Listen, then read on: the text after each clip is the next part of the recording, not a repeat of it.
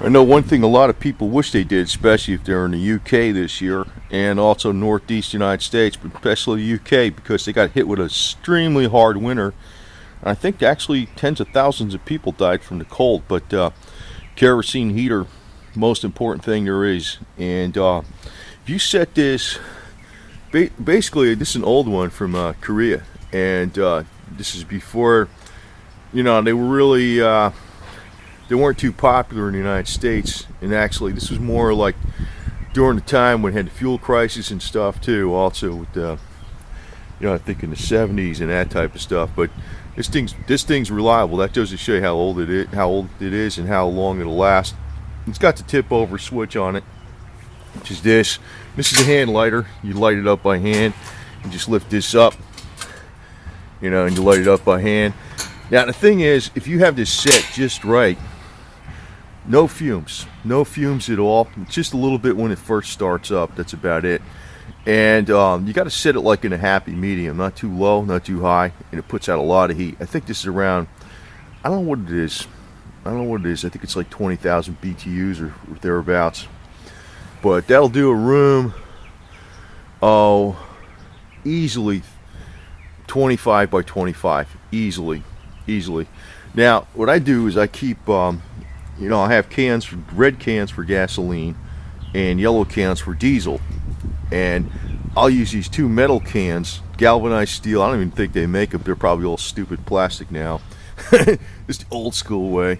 It says new style, new construction, new shape, but actually these things are probably like 40 years old. And there's nothing wrong with them.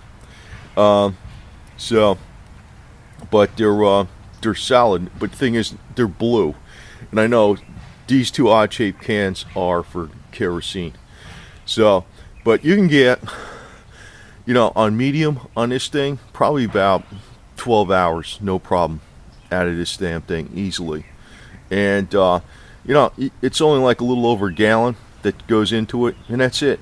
So, but people don't bother with this because they say electric. But when you got a power outage because of an ice storm, nobody's thinking of this stuff.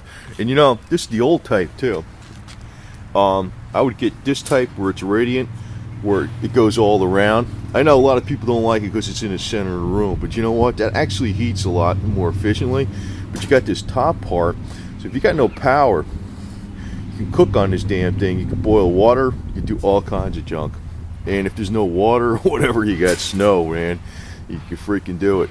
So this is a very powerful survival tool. And I know it's not that popular, but I'm going to tell you something else for storing fuel for this, because this is another trick I do.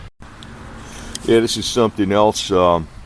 This is actually this is sitting up on a trailer, actually, a little utility trailer, but it's a 60-gallon boat fuel tank. And you can see the V-shaped hole, and actually I have a couple of boards under it so it doesn't rock. It's like on there pretty well. It's on there pretty solid. It's got a flat piece in the bottom, so it's on there pretty solid. And I'll use this to store kerosene with. And I made this so if you want to turn this and open the fuel, you can get some fuel out of it. In other words, you can take this is a cheap way to have good storage for kerosene. So in other words, if you got those two cans, they're 5 gallons each, and you got this is 60 gallons, you got 70 gallons, that can easily last you more than a couple months if you're not overdoing it with the kerosene.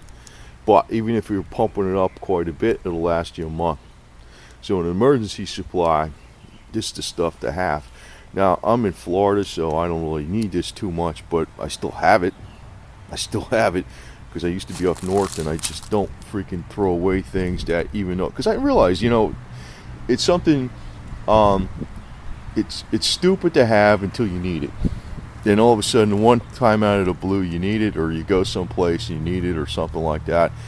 But this is an aluminum tank, and that's just where you can get some really cheap gas tanks, and that's just perfect for kerosene. Kerosene's very safe to store.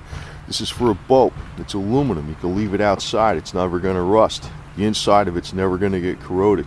Kerosene stores a long time. So you can have this 60-gallon tank, and you can have those two metal containers and you're good to go for a long period of time.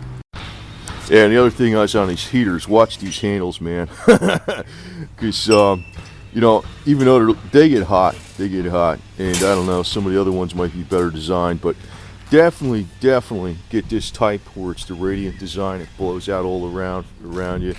I personally like these a lot better. They got the kind where it just kind of blows out one side and you have it up more closer to the wall. I don't like those because, first off, the other thing is, like you said, you can cook on this damn thing if you had to.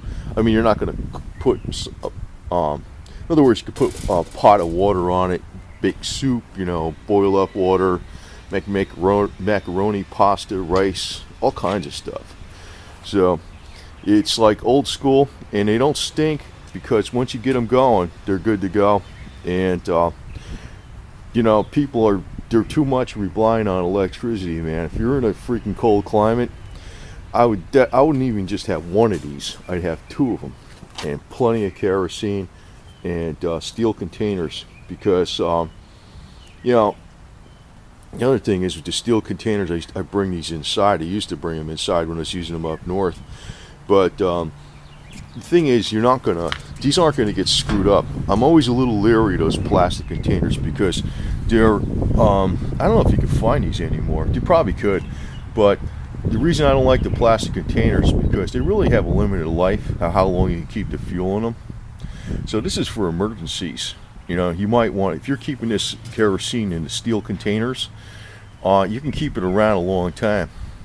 The plastic containers, I just don't trust them too much. So, and you know, if you're bringing them inside, if there's any kind of damage that happens to those plastic containers or something, whatever, you know, that's dangerous. I think the steel ones are a lot safer.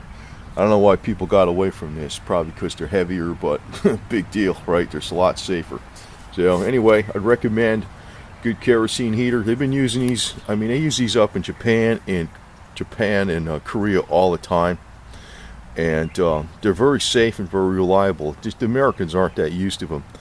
But you know, if you got an emergency and there's an ice storm and electricity gets knocked out, I mean, either you're going to have a gas or diesel generator for somehow to get your heat going again, or you're going to have one of these things. You know, this is actually a lot. Oh, the other thing is, I forgot about this. Propane. You know how people have propane? Kerosene's cheaper than propane.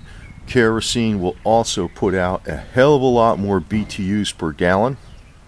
So actually, to heat the house, you would actually get a lot more heat out of this kerosene heater than you would out of propane. So I recommend this thing highly over propane. The other thing, 1 gallon of this fuel, kerosene, is like a whole wheelbarrow full of wood. So I mean, you know, I'm showing 10 gallons here, plus I had the 60 gallons I was showing on the what do you call it, the boat trailer, the boat gas tank, which you can use for kerosene. So I don't know, that's like a lot of cords of wood, a hell of a lot of cords of wood. Plus you don't have the mess. So you know, you transfer from the boat tank into these 2 gallon containers. You could bring these inside someplace, you know, not next to the heater, of course, but then you pump, you know, some into here with a little siphon pump. It's like $2, and away you go. I mean, you got probably a couple months worth of heat, no problem. So, and it, like I said, it's way more efficient than wood and way more efficient than propane too. And it's safer than the propane. Some people bitch about the smell, but if you have this set right, there's no smell. You just keep this thing going, no smell at all. It's great.